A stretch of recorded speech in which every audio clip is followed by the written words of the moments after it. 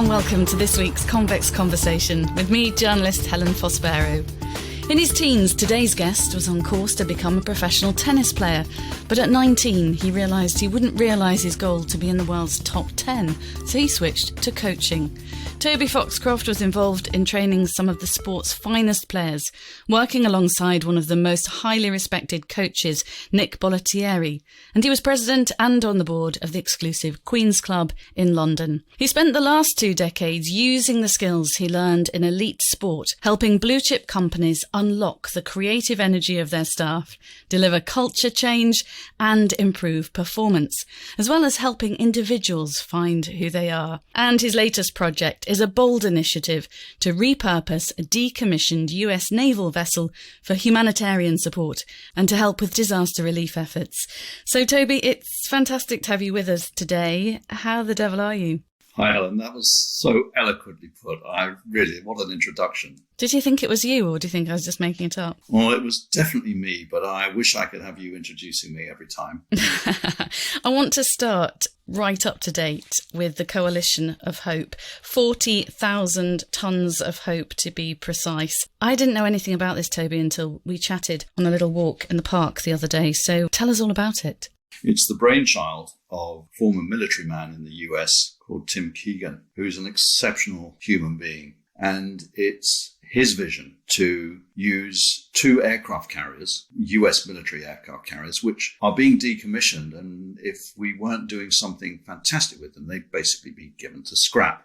And his idea was to decommission the aircraft carriers, remove fixed wing capabilities, and start to look at how we might put drones and e-helicopters on there.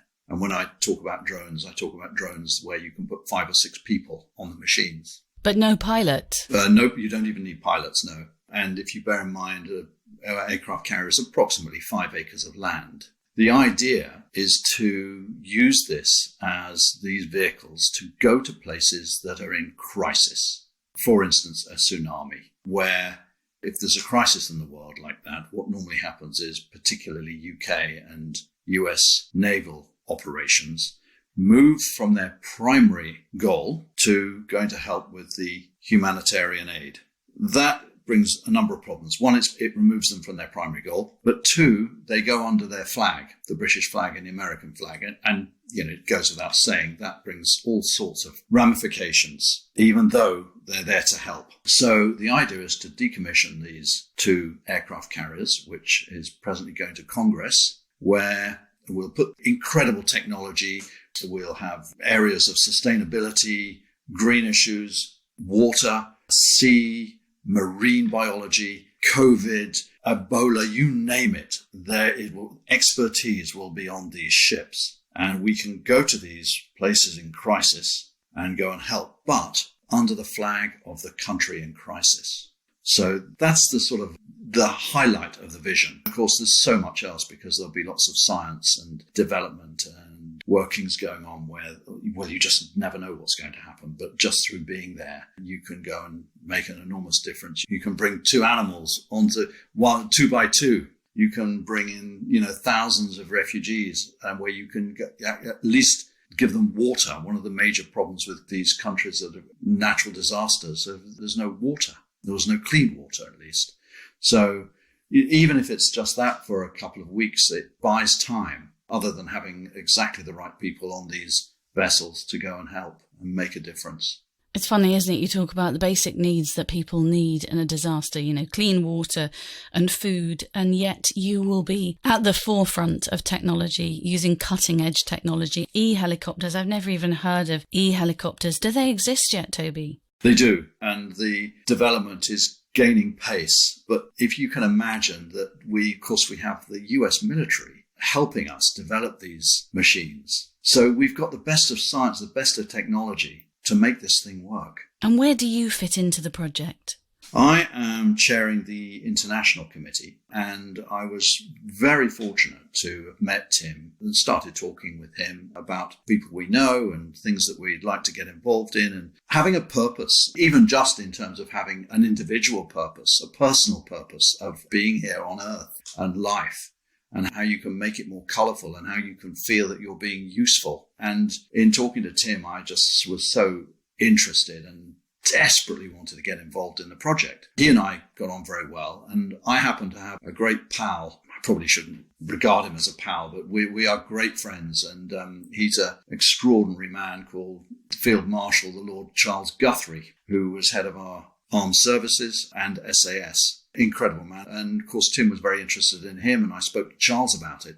And he said, do you know what? I've had this vision in the UK for a long, long time, because they just put these aircraft carriers into scrap, but nobody will do it. Nobody has the vision. Nobody has even when you have the vision to do it, in this country, nobody really stands up and says, yes, let's do something different with these. And of course, America is entirely different. They're willing to take risk in a much different way. And so I was able to get Charles involved. And you'll see that all the dignitaries and the names and the military people who are involved there, you'll see Charles as one of the stalwarts and head of that.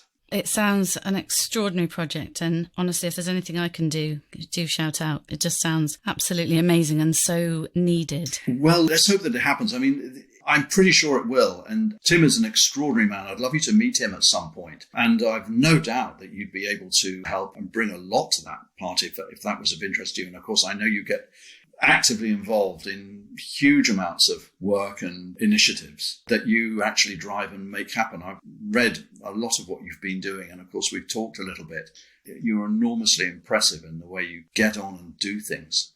I'm blushing now, but like it is to you, it's really important to me to try and make a difference. And I think if we all try and make a small difference, it's the butterfly effect, isn't it? The ripple effect. You can make a big difference. Yes, a lot of people can make a little, if we can just make a little bit of difference. But this is it's an amazing project, isn't it? How many people can be lucky enough to say that they're even involved in the startup of this type of thing?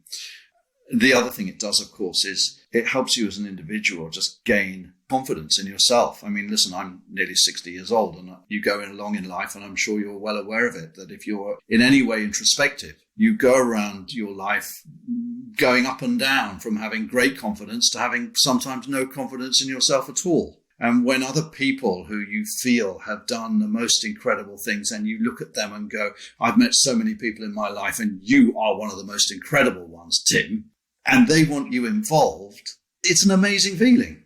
And you're doing really for yourself there what you do for individuals. We're going to talk about the things you do in companies later, culture and leadership. But you do help a lot of individuals, as I said in the introduction, find themselves and find what they're good at and have a purpose, don't you? Yes, it's an enormous privilege to be able to do that. I was thinking a little bit about it before we came on to talk, and I sort of considered in my chat with myself about it, is that actually in order to get to where you are, you have to have a background, and you have to have started somewhere, as we all do with parents. And it's worth knowing where one comes from, because if you listen to me and you listen to me talk, of course, I'm fairly eloquent. I've got quite a nice voice, and I speak reasonably well. And therefore, yes, I can become chairman of the Queen's Club, which is essentially run by old Etonians. And you would be forgiven, therefore, if you read that little part of me, that thinking that I might be at least public school, if not an old Etonian, of which I am absolutely neither. You're a Yorkshireman, aren't you? I am a Yorkshireman. Yes, I am. I'm very proud of it, but I've never lived in Yorkshire. My parents were from Roundhay. My father was the youngest of six, to a father who fought in Ypres and the Somme, 17 years old, alongside his 16-year-old brother, who was shot in the head on the very first day of battle. Oh, dear. My grandfather was there for a long time, and he survived, possibly because he got shot in the shoulder and then returned to England late on in the war. So he'd been there for a long time. And then you look at that, just that very nature of coming back to England and living in Leeds. You're going to have 6 children, and my father being the youngest, so therefore was mostly brought up by his sisters because his parents were quite old by that time. And what reference that has on his life, on his confidence, on all sorts of things, and how he was brought up. And then he marries somebody, he marries my mother, who happened to have been an illegitimate child and was brought up by her grandparents. Now, can you imagine that in the 30s? It is extraordinary because it was frowned upon. And my mother was brought up by her grandparents, her grandfather. She thought they were her parents, by the way. Her grandfather, died when she was 15. And her mother decided that they probably couldn't afford to keep her at music school, where she had become already a concert pianist. From there, my mother went to work at the BBC illegally, BBC Leeds, working with Barney Colohan, who famously produced The Good Old Days and It's a Knockout, Juste aux Frontières. Of course, I don't remember those. Just joking, I do. They were good. It was just wonderful. And incidentally, I was also taken to Leeds United quite a few times in their heyday, so they were my team. And then you bring those two people together. And whether they have a good marriage or a bad marriage or however those things go, and then they have two sons, one of which I'm the eldest, and you make your way. So I was brought up, actually, I was born in Leeds because my parents moved down to Buckinghamshire, a little village called Wendover, which was all countryside at the time. It's changed, of course. And before I was born, my mother was sent back up to Leeds so I could be born a Yorkshireman in order to play cricket for Yorkshire. And you didn't play cricket for Yorkshire? Unless you were born in Yorkshire, you couldn't play for Yorkshire. You had your sights on football, didn't you, in those days, or as a teenager? Oh, in my teenage years, all I was interested in is playing football. I went to the local state school where you probably couldn't get thrown out unless you did something absolutely dreadful. I mean, it was lovely. I enjoyed school, but I learned absolutely nothing. In fact, I thought that I was thick when I was at school. In those days, they used to have chemistry, physics, and biology, and human biology. And you would do those four, unless you were really thick, in which case you went to do Nuffield science, which was a little bit about everything, but probably not very much. I just managed to stay in class on two of those rather than going to the Nuffield group. But nevertheless, I mean, I was very aware that I wasn't very clever at school. But you were sporting though, weren't you? I was very sporty, so I threw myself into football. The school I went to, funny enough, didn't play football. So I became a bit of a maverick and a little bit of trouble in that way, although I was a nice kid. I was always fighting after school, and I don't think they quite knew what to do with me. I wasn't a ruffian. It was all about fairness and helping people in those days. And it looked like I was going to become a professional footballer, whatever that would mean, good or bad, money or no money, probably no money in those days. And my mother decided that actually, no, you're not going to. The family are going to learn to play tennis. So at 15, I started to play tennis or learn to play tennis with the rest of the family. So Happy Family Fours was the idea. It went further than that though, didn't it? Far too competitive.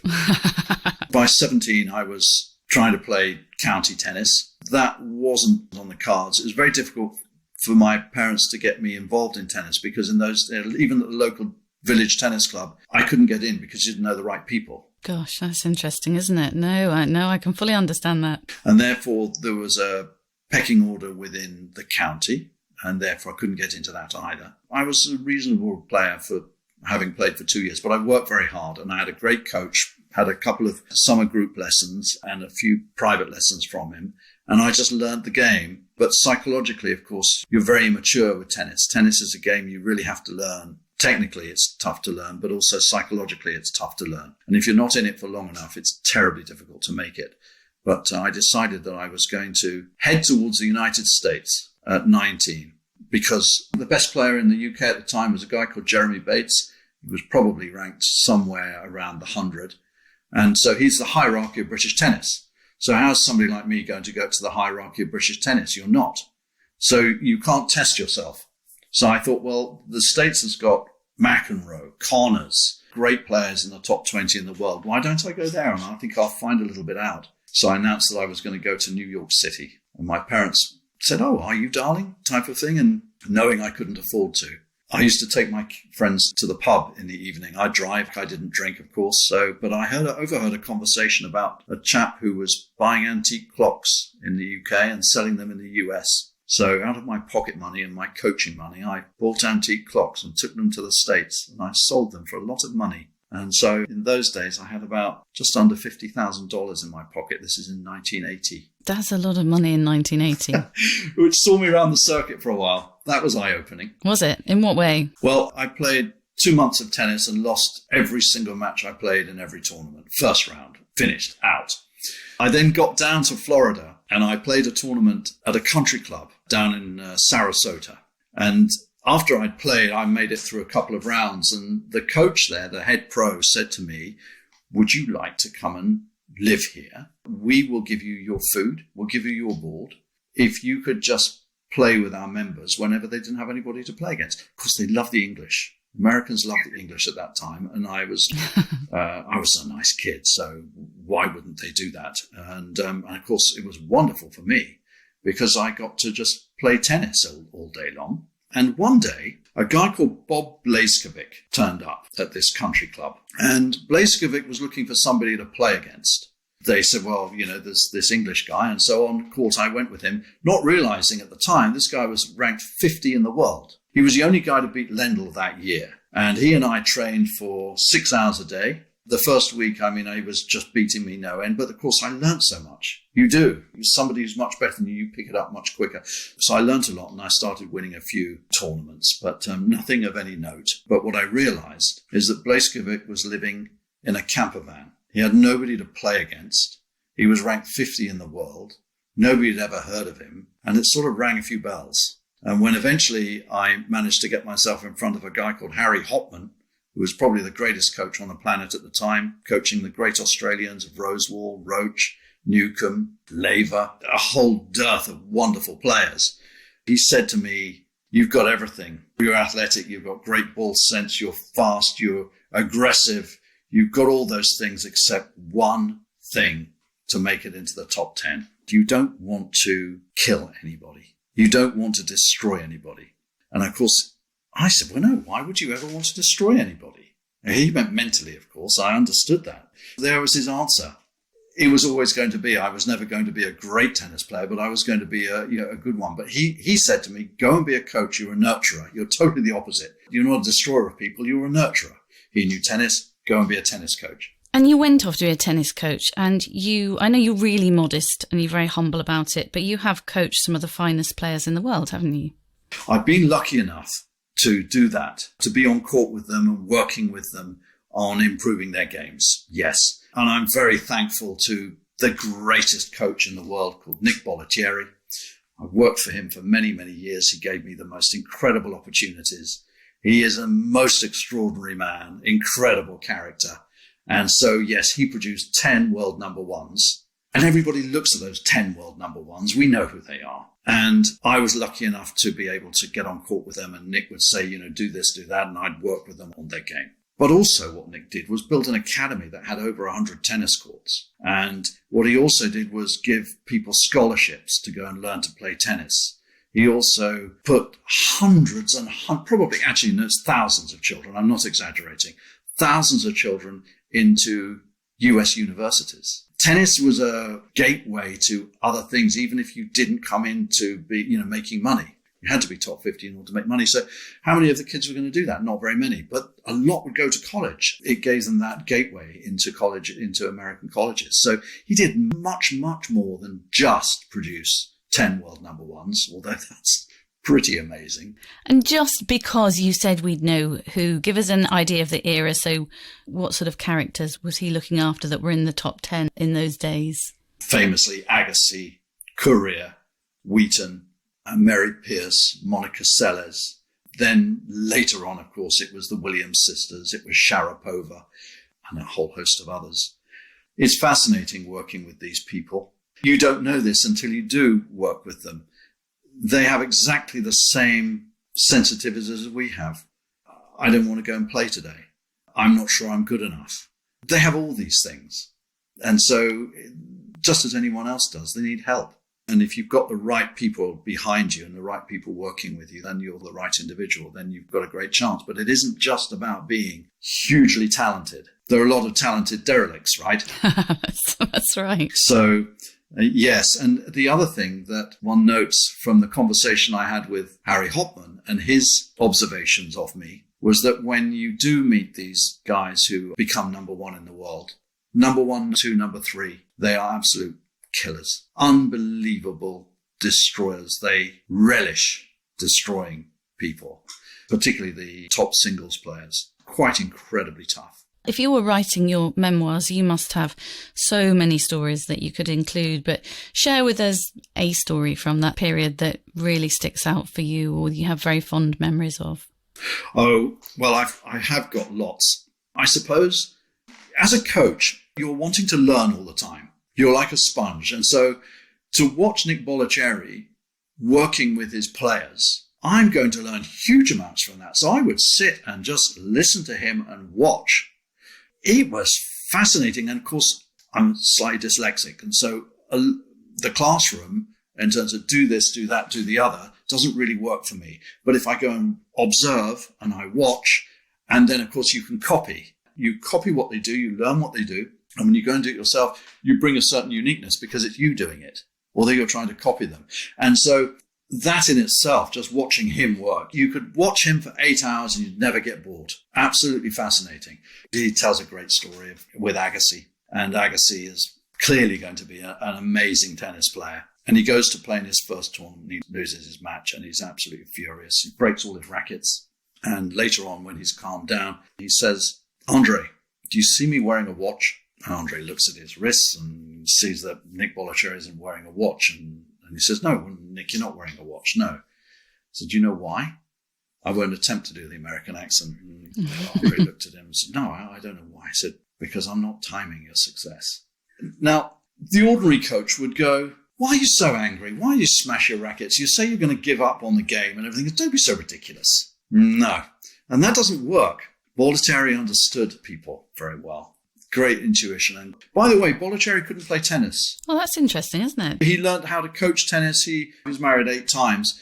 But his first wife, he used to send her to watch the local tennis coach in Miami and come back with the information of what he's doing. That's extraordinary. I mean, he is an absolute legend, and I didn't know that he didn't play tennis himself.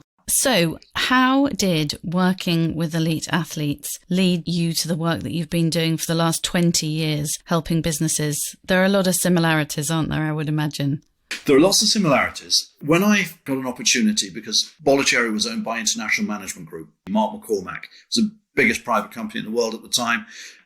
If lots of your listeners will have watched a movie with Tom Cruise in it, it was about a sports agent called Jerry Maguire. Yeah, I remember that. Mark McCormack was the very first Jerry Maguire. He was the first sports agent, and he said to his golfers, "I will make you much more money than you can ever make just hitting a golf ball and winning the tournament and getting the prize money." And of course, he shook their hand. It was never a contract at that time. In fact, I think it was Arnold Palmer. He had a contract with him, and it lasted all the way through to when he died.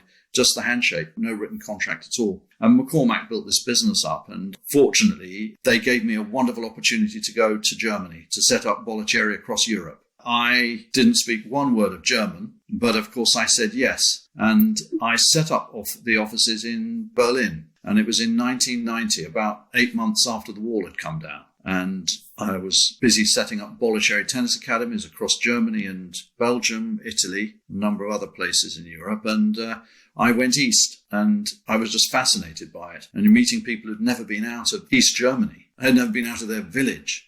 We were also meeting ex-SS officers. There was all sorts of interest going on there. Anyway, there was a place called Bad Zarrow on a lake called Scharmützelsee that used to be the German summer playground for all the wealthy before the war. I thought at the time it would be very interesting to relaunch that place with the Bollettieri Tennis Academy. And so that's what I tried to do.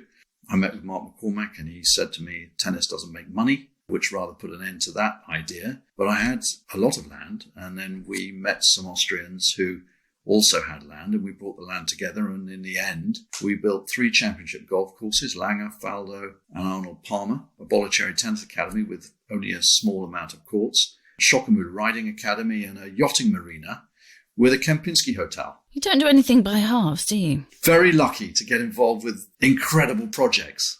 We cut trees down in these forests. You go in there and all you could hear is woodpeckers. This is in 1990. It was an enormous effort to get this done because there were all sorts of challenges that would usually just put an end to this project. But we managed to do it. I won't go into all the details, interesting though they are. But funny enough, 20 years later, I was taken out to Romania, to Carpathia, which is the last remaining wilderness in Europe. There are still wolves, there are still lynx, there are still incredible ancient fauna, trees, a massive expanse. And they asked me if I would like to build a golf course and a hotel there. And you remember Nelson Mandela when he came out of prison, and one of the things he's famous for saying, when you come out, if you don't see things with new eyes, it means you've learned nothing.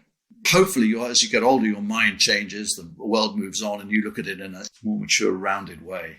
So you've had these key moments, haven't you? The moment when you realised that professional tennis wasn't for you and that you would go into coaching, and then this light bulb moment when you saw this wilderness and realised that actually that didn't want to be turned into a golf course, etc. So where did the business side come in? Because you've made such a massive contribution to many global companies in terms of leadership advice and culture change. And I'm fascinated by all of that, partly because the Convex Conversation is for Convex Insurance, and I've rarely seen culture thought of so highly really in a company. It's really valued from the CEO down. So tell me about how that work came about and how you used your work with top athletes to bring that into a business environment, if you like, that mindset of a champion. It's very comforting, incidentally, and very unusual to hear somebody talk about culture as you've just done within any company.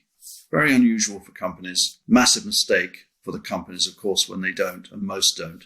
I'm very encouraged when you say that. And normally when they are keen on culture, they do it incredibly well because it's a learning process. And it's much about learning as it is about curiosity, because without curiosity, there is no learning.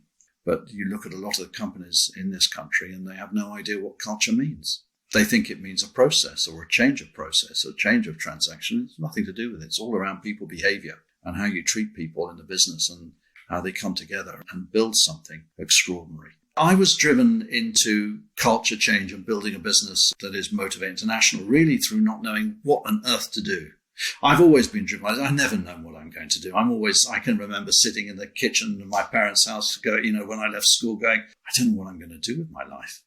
I really don't know.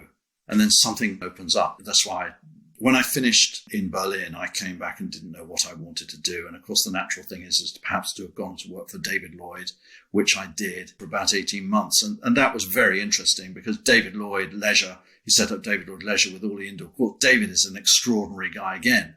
And so you sit on these people's shoulders and you watch them and you sit with them and you talk to them and you learn such a massive amount. You don't become them and you don't become brilliant at what they do, but you learn about them and learn how they've done these things. It's such a privilege to, I suppose, just be next to these people and watch them. And so I did a bit of that. And of course, it was going to be boring because nothing was going to be interesting in tennis after IMG and Bollettieri and Berlin. Many years before, I had coached as a kid at Champneys Health Farms, and I'd met a chap who became a great friend called Dr. Nick Bollettieri. Bollettieri was a brilliant occupational psychologist, one of the best in the world. He's sadly no longer with us. Extraordinary teacher. And he said to me, why don't you come and work for me for a while? And I said, well, what do you do? And he told me, and he said, you'd be very good at it. And I said, well, yeah, but I'm not a psychologist. He said, well, yeah, it just so happens that I've been studying it for many, many years, and you've just got the ability to be able to do this. Why don't you just come and work with me and let's see, that's how it goes. So I did. And I worked with Nick for 2 years, and goodness me, what a gift to be given. You go to the programs, help create programs. He gives you lots of confidence in your ability to go and create things, have an imagination. How can you get through to people? I'm a good teacher. And so working with Nick, I learned all about occupational psychology. I learned lots of things about psychology and people. And then I was lucky enough to go and sit with one of his heroes, who was probably the godfather of occupational psychology, Warren Bennis. If ever anybody is going to read a book on leadership, you go to Warren Bennis. Even today, there are thousands of books on leadership, most of which you can pick out 2 or 3 things in the book that might be useful. But you go to Bennis and every page is lined with wonderful substance. Bollettieri loved Bennis. I could spend a bit of time with Bennis and learn lots of things from him. And then I worked a little while for a clinical psychologist, a woman called Dr. Gloria Lippman, and she was an authority on addiction. And so I got this rounded education in psychology without having to go into the classroom. Gosh, that sounds perfect. And then when you go into companies, Toby, it is all about people for you, isn't it? And personalities. Well, it is and it isn't. Stephen Covey very famously said, culture eats strategy for breakfast. We know what he was trying to do. He was trying to say, culture's hugely important. As a businessman, I understand that actually culture isn't more important than strategy, because if you don't have a vision, you don't have a strategy, you can't start the culture. However, once you've got the strategy and once you've got the vision, then it all becomes around culture and leadership. But you have to link the strategy to the vision. The vision comes first, then the strategy. And then when you've got the strategy, how long is that strategy in place for, and what do we need to do with the culture in order to get that performance? And so that's what I go into. So I look at the strategy of the organization. I'm usually working alongside the CEO and then, of course, their leadership team.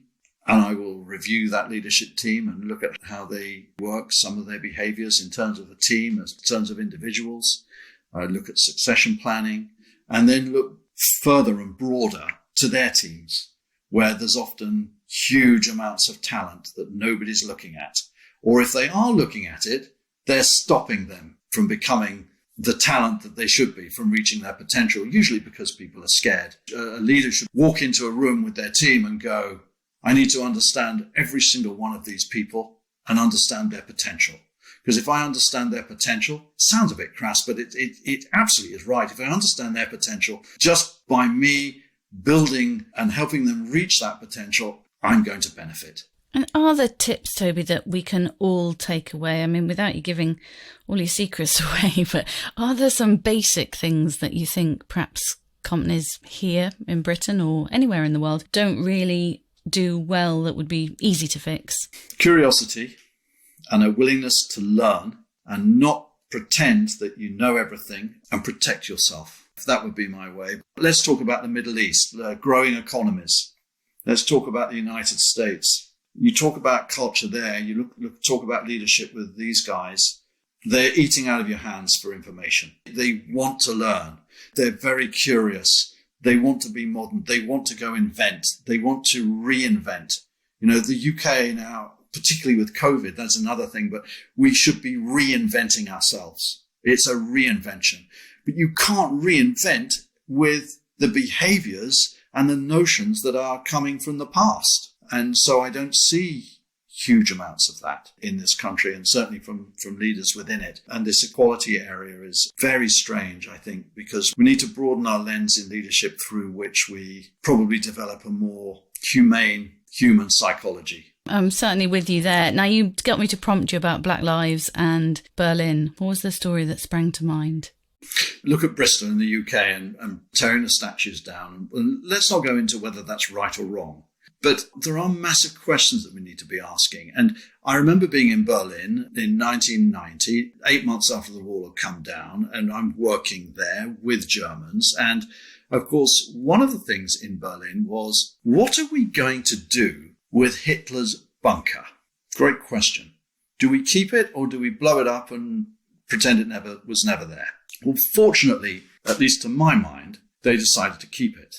And I think it's a very good idea, because we need history as it was at that time, because it gives us great lessons. And so in terms of Black Lives Matter, but much more around equality, when I'm looking at leadership, I am taken back to my lessons from Georgiadis and Bennis and Dennis Beard, who gave me a great opportunity at Reading University that later enabled me to become a fellow over at Henley Management College. But I look at certain leaderships and leaders, and most of the time you go to black leaders. You can turn up in the Middle East and start talking about Winston Churchill. Well, it was a long time ago, and indeed he was an amazing leader. But actually, if you go to black leaders, black American leaders, let's talk about those for a little while. Wow! Because they had to overcome. Still, a lot of it has not been overcome, but they had to overcome so much downtrodden ridiculousness that they were just treated like utter scum. So Martin Luther King, Muhammad Ali, Maya Angelou. I mean, Maya Angelou, what an extraordinary woman. You cannot get better than that in terms of leadership. And I don't know how many leadership programs mention Maya Angelou, but if you don't, you're missing out on something extraordinary for the people who you're teaching. Because not only is she a woman, but she did the most extraordinary things, including, by the way, admitting that she was a sex worker, but became this great poet and actually ended up at the inauguration of Clinton reading a poem. And of course, that's what we all remember her for, isn't it? And then, of course, in my own world of what was the tennis, you can't go anywhere else than Arthur Ashe. Incredible. Mandela, Gandhi. And then you have to go to King Hussein. And then if you're in the Middle East, and there are some incredible leaders out there, they're very visionary. You mentioned Muhammad Ali, and our listeners won't see this because obviously this is a podcast, not television, but there's a photograph of Muhammad Ali on your wall. And I'm going to get you to indulge me because I know that you were a friend of his and you knew him. So come on, what was he like? As I look at my life and friends who I've been lucky enough to be able to call friends, in reflection, they really are the most wonderful people. And I don't know how on earth I've gone from that little place in Wendover to being able to spend lots of time with these just giant human beings, no less than Muhammad Ali. And that was a fluke. I was married at the time. I was 28 years old. I'd been married for a year of a 3-year marriage. We were happily in New York City on Fifth Avenue. And I said, well, there's a big queue over there. What are they queuing on? I'm always curious. I went across the road. I said, what are you queuing for? And somebody told me that Muhammad Ali was signing books at Barnes & Noble on Fifth Avenue. Well, this queue was 5 blocks long, and I was going to join it. Hours later, I got to the front of the queue. There's Ali sitting there. And I'd worked out what I was going to say to him, and which was really something around, I just want to thank you for being who you are, because you've just helped me enormously, although I've never met you before. But just by getting up, watching you box and becoming interested in you, you've given me something that's enormous. And of course, you've done this for the whole world of anybody who's interested in Ali. Anyway, he asked me to sit down. Now, when I got to that front door of Barnes & Noble, it was about 20 blocks long, the queue, and everybody was shuffling around. Uh-huh. And anyway, I sat down. I felt as if I'd been there for 10 minutes. I'd probably sat with him for about 4 or 5 minutes, of which we had a really very meaningful conversation, for me at least. It was an intimate conversation we had. I remember kissing him goodbye, and this giant of a man who, by the way, is very beautiful. And I say that because it's relevant. He's a boxer. He gets beaten up. I mean, walking out of Barnes & Noble, I think I walked for about 30 seconds and just burst into tears. Well, little did I know that was the beginning of knowing Muhammad Ali. How come? About 5 years later, I was back in New York and I was with a friend, and they said, I've never been to this particular restaurant. Do you think we could go? And I said, of course, let's do that. And so we were sitting down, and this person I was sitting with said, is that Muhammad Ali? So I thought it must be a statue of Ali or something. I said, probably, yes. I didn't bother looking. So they said, no. Is that Muhammad Ali over there? And I turned around, and of course, yes, it was. So I got up and I went and said hello, and I'm sorry to disturb you and everything else. And he said, is that your girl down there? And I said, yes, and had lunch. And from there on, we became great friends, and I was lucky enough to see him on several occasions. You said he had beautiful hands too, which is interesting, isn't it, for a boxer? Huge hands, yes. Just everything was in proportion. Even those hands were fantastic. Toby, I'd like to end, if I may, if it's not too personal, on just asking, you've become a father a little bit later in life. You've got a beautiful little 5-year-old. How are you finding fatherhood? Yes, I've got a little 5-year-old. Well, she's still 4, but she'll be 5 soon. It's the greatest thing that's ever happened in my life. And of course, that was all rather fluky. I got lucky again, I suppose. We don't need too many details. So we won't give too many details there. No. Goodness me, what a little gem she is. And every moment I spend with her is terrific. I'm going to say this. When I wake up in the morning, I say to myself, it's important to get into good trouble. It's important to get into good trouble. And what's good trouble? Good trouble is change. Go and see how you can make things better. If you're not making things better, what's the point? if you're not doing the right things and challenging things that are difficult to do, but to make it better, why on earth are we here? Well, I endeavour to get into as much good trouble as I can. Thank you so much for joining me today, Toby. I knew this was going to be a great pleasure, and please do keep us posted on all your projects, including the Coalition of Hope, which I hope is a massive, massive success because it's so needed. Helen, thank you very much. It's been a wonderful pleasure and privilege to be talking with you. I didn't think I'd ever be doing that. You've been listening to executive coach, motivational speaker and lots of other things, Toby Foxcroft. I hope you've enjoyed his chat as much as I have. Download our series at convex.podbean.com or search the Convex Conversation on Spotify, Apple and Google Podcasts, or simply ask Alexa. I'll be back next week with another great guest, so bye for now.